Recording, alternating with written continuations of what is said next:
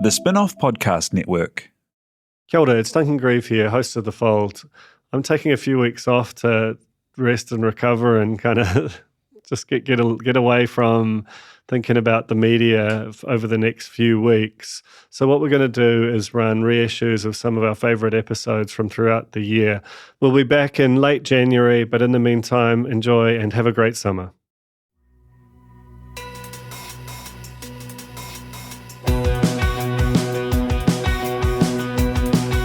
No mai, hoki mai ki a The Fold, e mihi nei, ko Duncan Greive tōku ingoa. I'm joined today by my colleague Liam Rātana, standing in for Glenn Kine, who's on holiday, and I've talked about this before. It's the release of Where Are the Audiences, which is Christmas for me, and really happy to have you along, Liam, to discuss this with me. Kia ora. Yeah, big boots to fill, but I'm not trying to fill those at all.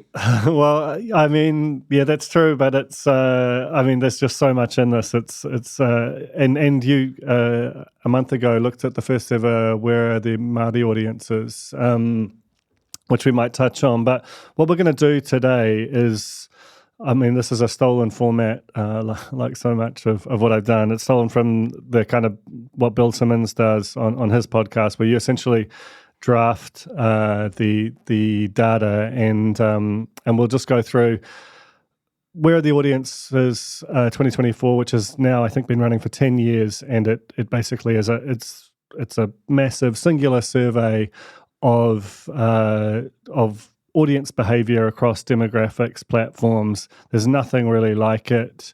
It isn't as granular as specific radio, print, TV surveys, but there's nothing which compares across formats like this. So it really is quite highly scrutinized and sometimes disputed by people across the industries. But we've literally just had it land an hour ago, and so there might be things we missed, but there's so much that's interesting about it.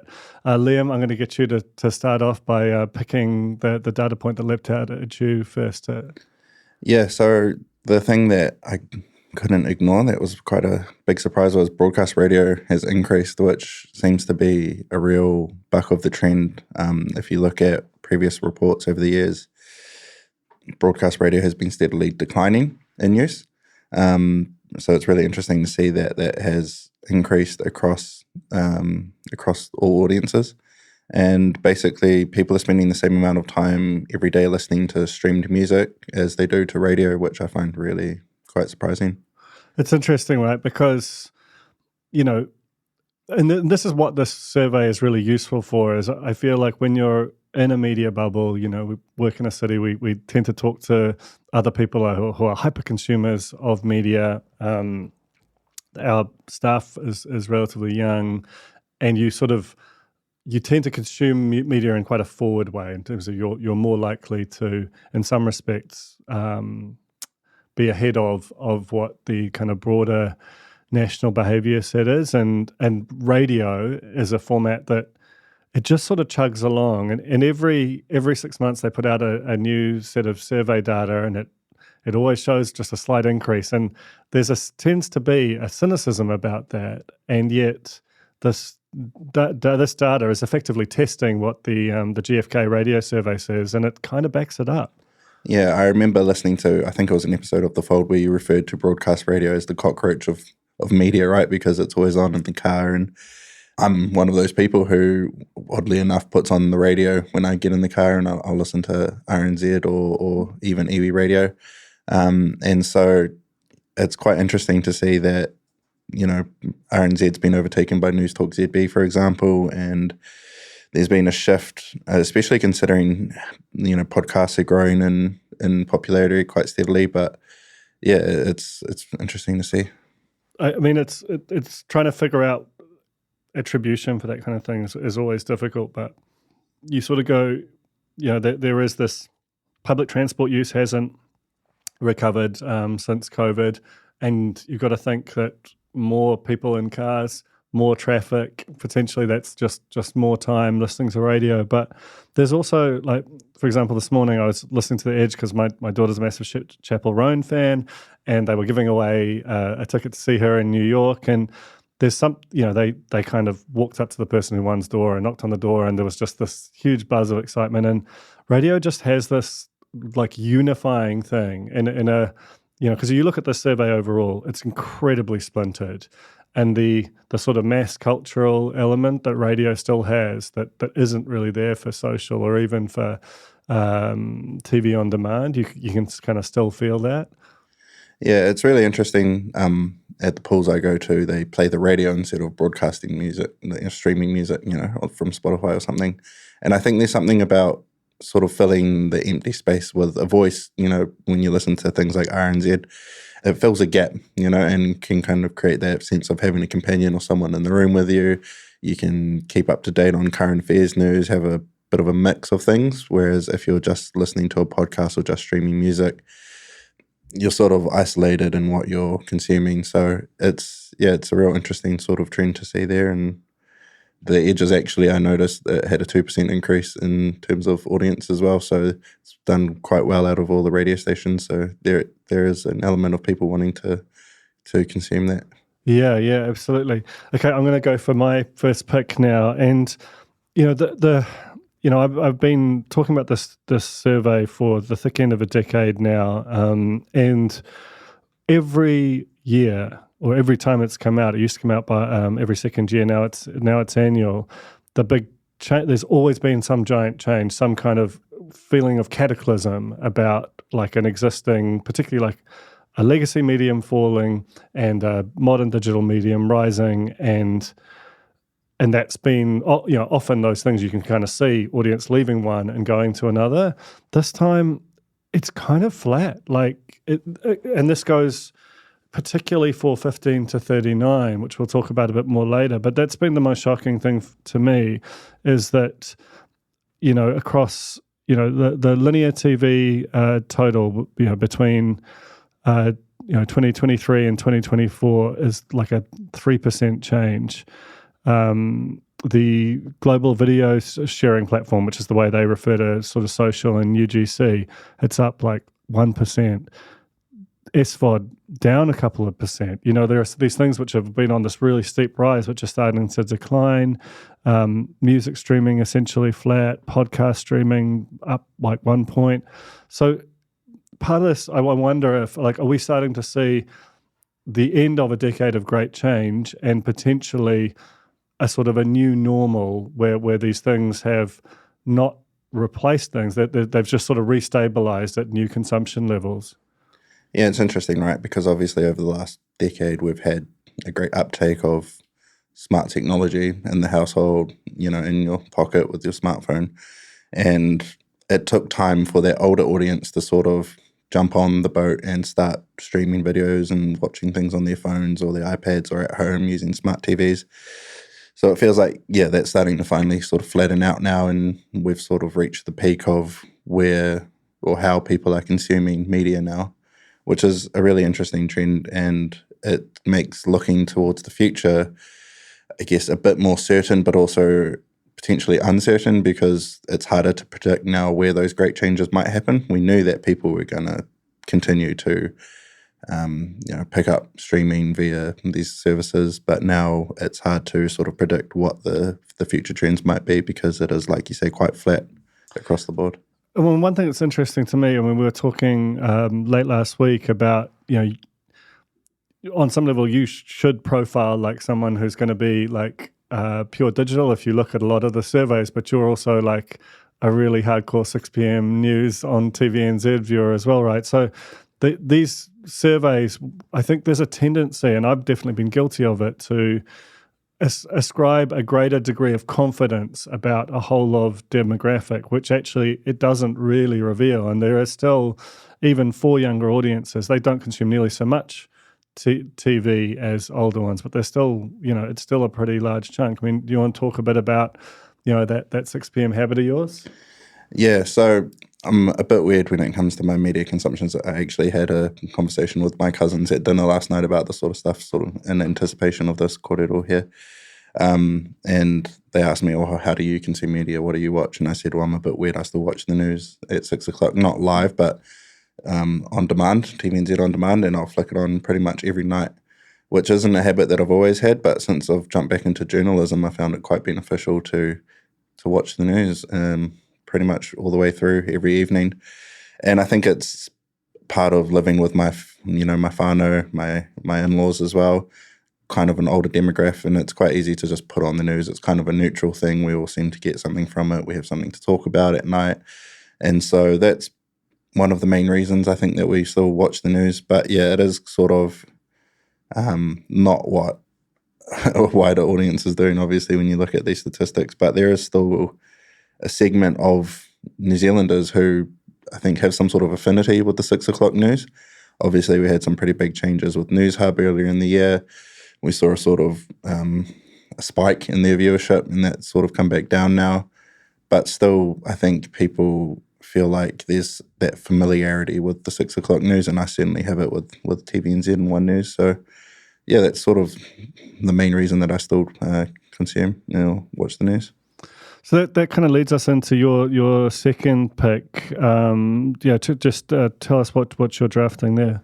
Yeah, so time spent on TV or watching TV versus streaming videos on demand. So New Zealanders spend over 2 hours watching NZ broadcaster delivered TV content. So TVNZ, News Hub, that sort of stuff. But that includes both. That's a combined stat. So that's both linear and TVNZ plus, right? On demand, yep. And that's on a typical day versus an hour and a half watching global video sharing platforms or SVOD, so YouTube and the likes of those online platforms. Yeah, that's quite fascinating, right? Because again, it's sort of somewhat counterintuitive. Our mental image of the modern connected TV viewer is that a new TV remote has a Netflix button on it, has a Disney Plus button on it, doesn't have a TVNZ Plus button. Oftentimes you'll unbox these TVs and it doesn't even have the TVNZ or 3Now apps on it. There's actually an argument around that. But so the fact that they're still able to, despite all of the inertia that kind of pushes you towards SVOD, pushes you towards YouTube, to kind of rack up those numbers, again, it's sort of, it's not the full radio cockroach, but it suggests that there is quite a powerful urge to kind of still to stay with these kind of New Zealand TV products. I think, again, people, if I look back to the Where Are the Māori Audiences survey earlier in the year, people want to consume local content. They like seeing themselves reflected on screen, right? And so when it comes to the amount of local content available on the likes of Netflix, it's really quite minuscule when you can compare it to what we've got available on TVNZ Plus or those local platforms. So I think people are tuning in to where that local content is for those reasons of wanting to see themselves reflected. They enjoy the content and they want to consume it more. I think I agree that there's still an element of it being a sort of default when you flick on the TV to tune into channel 1, 2 or 3. But yeah, it's a really interesting trend that the global video sharing platforms, we're seeing a decrease there and an increase in this local platform pickup. Well, that's kind of lends itself to my second pick, which was they call it global video sharing, which it's always hard, these kind of broad buckets. So it basically means user generated or social video. So particularly YouTube, TikTok, Instagram, Facebook are the kind of main platforms there. That's declined in the 15 to 39 bucket, which seems like a shocking stat, and it's only really rising in 40 plus. And what I thought was interesting about that was, if you think about what's happened over the last year, it's been particularly characterized by Meta as a platform desperately trying to play catch up with TikTok, trying to turn as much of their time on platform over to video and over to TikTok style video from anywhere versus the previous kind of stills for Instagram and posts for Facebook. So I'm sort of curious about to what extent that is a user preference for video versus that's just something that's happened in front of them in terms of what they've naturally been served. Yeah, it's interesting. We've seen an increase in that audience in broadcast radio, podcast, gaming, music, so things like CDs and vinyl as well. But that flattening with SVOD and also, like you say, global video sharing platforms, music streaming and linear TV all sort of decreasing at the same time. I think the time spent will be interesting to go through and analyse where are the Māori audiences. We saw a massive increase in the time spent gaming. And so it's quite difficult to obviously stream videos, game at the same time. And so that might explain a little bit of why we're seeing this decrease. But yeah, again, it's really counterintuitive to what we would probably expect to see for that audience when you compare it to the previous reports from other years. That's actually kind of takes us into that, your third pick, which is this kind of shocking thing we're seeing in 15 to 39 where, which again, mental image is these are ever more online generations. But we're seeing these aren't massive slips, but we're seeing a decline in global video sharing, decline in New Zealand online video, decline in music streaming, SVOD flat, linear TV flat, New Zealand broadcast video and TV demand, that's TVNZ, etc., up slightly, radio broadcast, a big jump. It's kind of staggering, right? It really is. It really, like I said before, it bucks the trend in terms of the data that we've seen in previous years. I think when we look at these reports or people who sort of geek out on them, you don't expect to see those areas decreasing in areas such as music or broadcast radio increasing. And it really is quite a surprise to see those data points there. Again, it's going to take some more time to sort of crunch and figure out exactly why we're seeing that change. But I think a part of it might be people sort of turning away from traditional media as we know it and going back to platforms and consumption habits that they feel more comfortable with or more familiar with. But again, it's going to take time to sort of analyze and figure out exactly why we're seeing those changes. Yeah, it's funny, right? Like you can kind of talk yourself into a number of narratives. Could it be a sort of a nostalgia? Could it be that having really bombed into that world through COVID, that there's a sort of sense of wanting to kind of rediscover these more communal type activities? But as you say, I think the big thing with this is like we've seen a sort of a flattening. Is that a trend, a new normal? Is there just a regathering of steam? I guess some of that will only become clear in future. My next pick is about SVOD. So that's Netflix, Amazon Prime, Disney Plus, all of the big international streamers. They were on this, they were probably the biggest, steepest curve. They weren't even surveyed in the first time this went out in I think 2014, and they were really surging, but they've come back almost across the board. So Netflix is down from 42% daily reach to 38%. That's actually the biggest single drop between, since last year. Disney Plus is down from 14 to 13. Amazon up from 10 to 11. The only really significant gainer is actually 3Now, which is up from 7% to 10%, but that's actually a 50% rise, albeit off of a low base. I wonder if there's a few different ways you can theorize about that. Like part of it is those are all paid platforms. Have people been cutting back, cycling off them? It's also, we're still dealing with the aftermath of the writers' strike.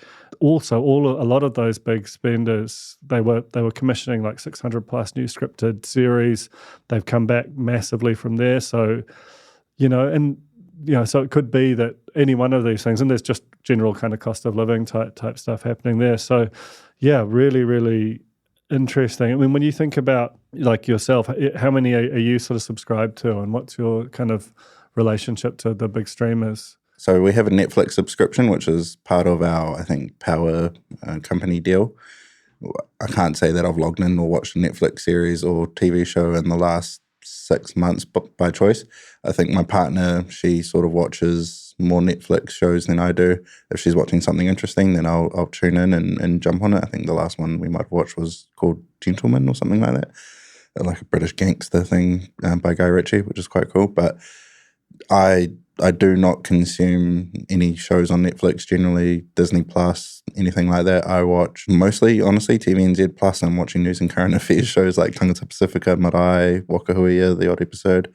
But yeah, really, I'm not active on Netflix or Disney Plus or anything like that.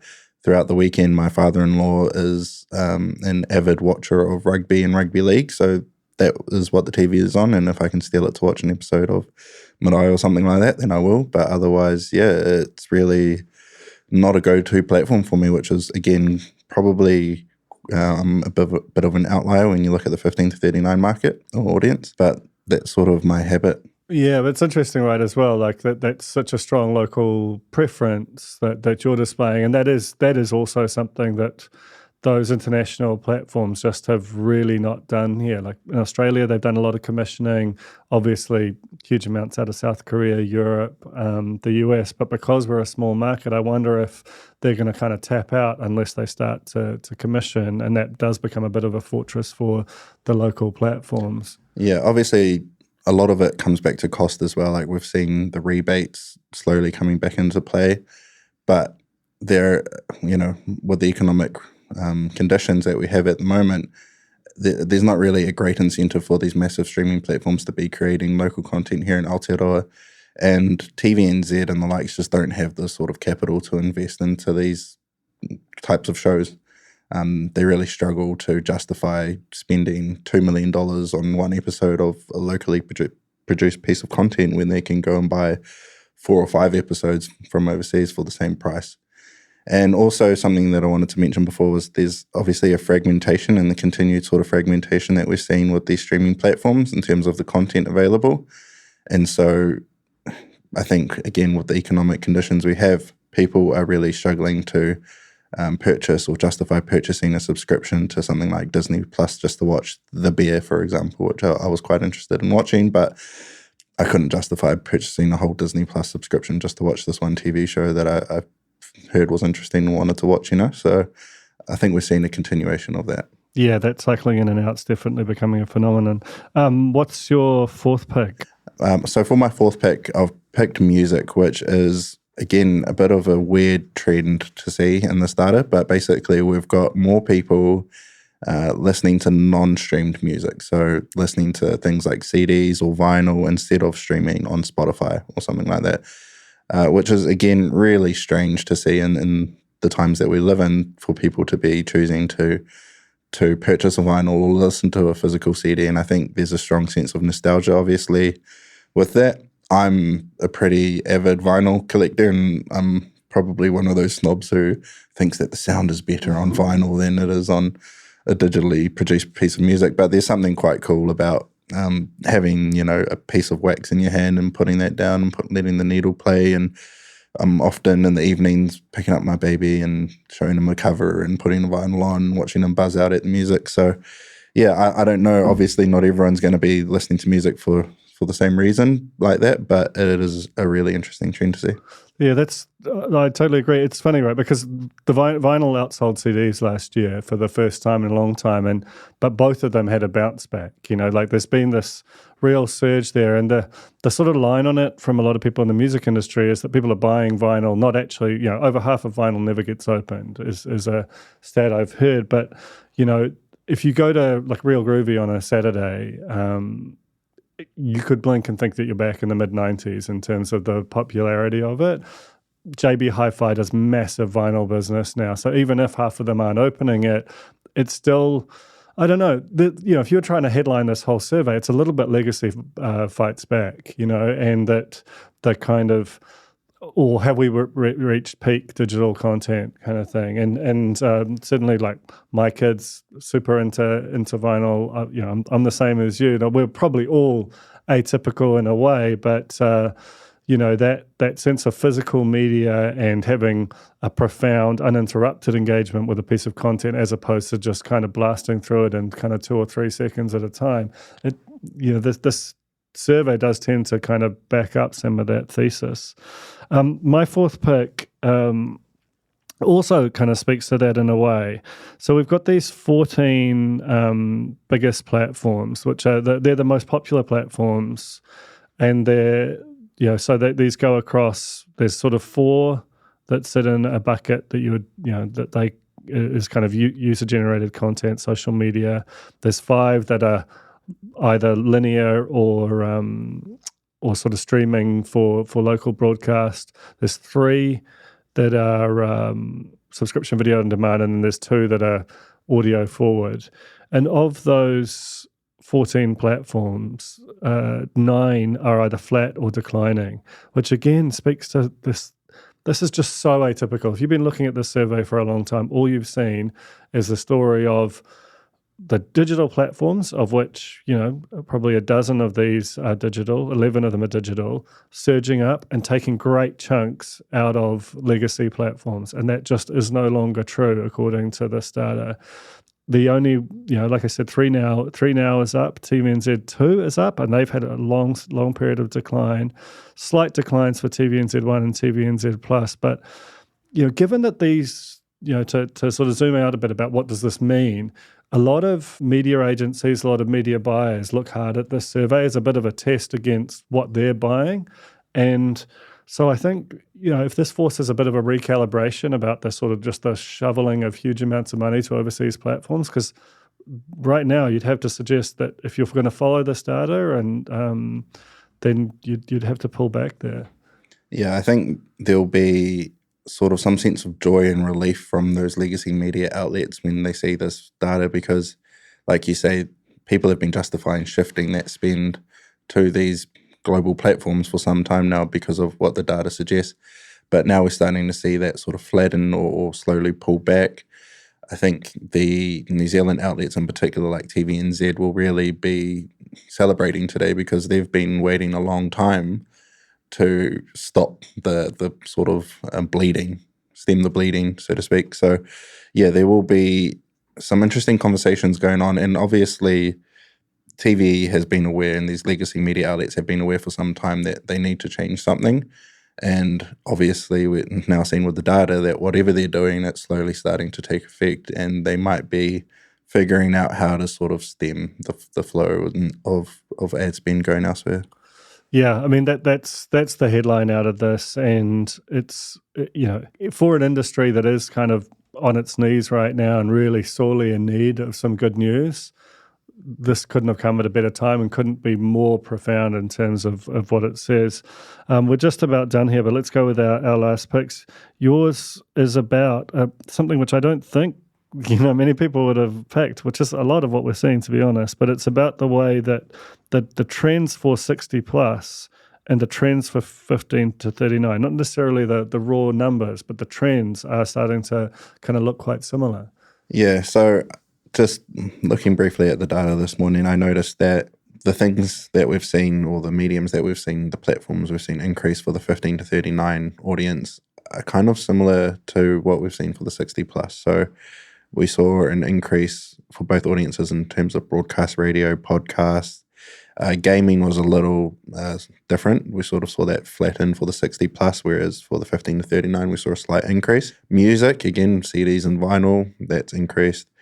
And we saw that sort of flattening off of SVOD, and again, global video sharing platforms, music streaming, linear TV was again another bit of a differentiator there in terms of the 15 to 39 linear TV decrease, but we saw that sort of slightly increase for the 60 plus. But overall, you wouldn't pick it, but they've actually matched each other in terms of the trends. Time spent, we haven't had the chance to go through that yet. It is going to vary greatly. That 15 to 39 audience will be spending a lot more time gaming, for example, than the 60 plus. But overall, yeah, really interesting to note that the 40 to 59 audience is sort of an outlier in terms of what the trends are suggesting. Yeah, it's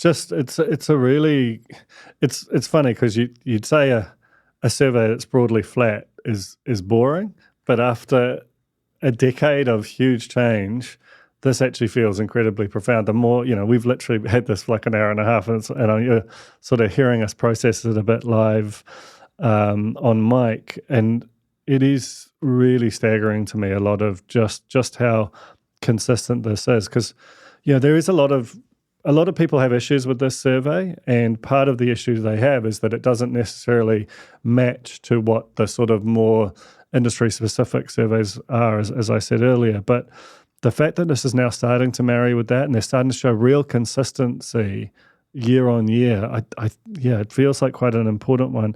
All right, for my last pick, this one is actually you picked out, but some element of it. But we're looking at sources of news, and what we're seeing in terms of the biggest news sources is quite different to what you see from Nielsen's digital survey. So I'm sure that the Herald will, Shane Curry's going to have a media insight on this dropping at 10:30 tomorrow. You can bet that. And he will look hard at this, because what you're seeing is that they're basically neck and neck in every Nielsen survey on a monthly active users kind of basis. But in this survey, Stuff is at 46% and the Herald at 35%, which is, Stuff is back slightly, but it's still significantly ahead.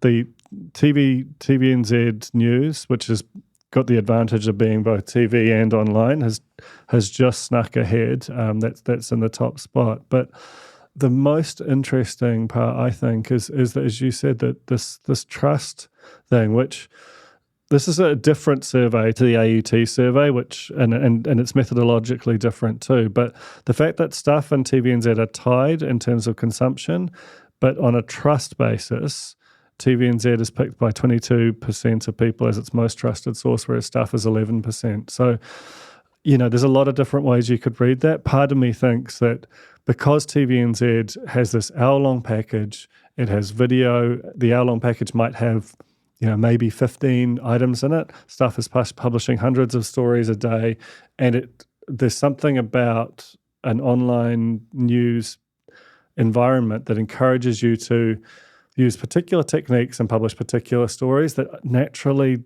don't do a lot for trust. And so it's quite interesting that trust for digital platforms like NewsHub, which is far below the others, and obviously doesn't exist anymore, though 3 News has functionally replaced it. Its trust is almost as high as the Herald, despite the Herald being a much higher penetration, almost as high as Stuff as well. So, really, really fascinating data there about how much video news seems to encourage trust versus online news. I think it shows that while digital news platforms are widely used, we still have this level of trustworthiness associated with the traditional broadcasters like TVNZ, and they maintain that reputation for trustworthiness, and it obviously influences the way we behave, especially in times of crises like we saw with COVID and the midday updates and that sort of stuff.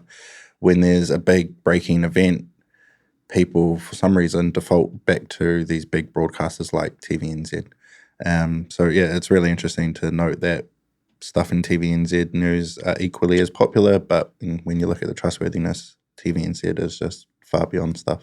Yeah, it's fascinating, and I do sort of wonder if you think about the sort of dynamics of TV news, it's one of the last places that there is top-down editorial control and there is a story hierarchy that can't be avoided. You go to a digital news site, you've got a lead story, but you've got 1,000 things competing for that attention, and there's a lot of motion, a lot of data responding to that. So it's more like social in some respects than it is like a traditional kind of edited or story hierarchy piece of product like a newspaper or a magazine. And it just, again, it's more Revenge of Legacy, which is just a really, really interesting take out from this. Now, I'm looking through from the podcast studio at the chambers where we have all our meetings, and I can see the editorial meeting happening. So I'm going to let you go and get to that, Liam. Thanks so much for coming on the fold to talk about this survey. Kapai, it's been a pleasure. And a few things that we haven't yet been able to crunch, but it'll be interesting once we get deep into the data. And it was a pleasure and an honour to be on the fold after listening to it for so long. So kia ora. Oh, kia ora, Liam. So good to have you on.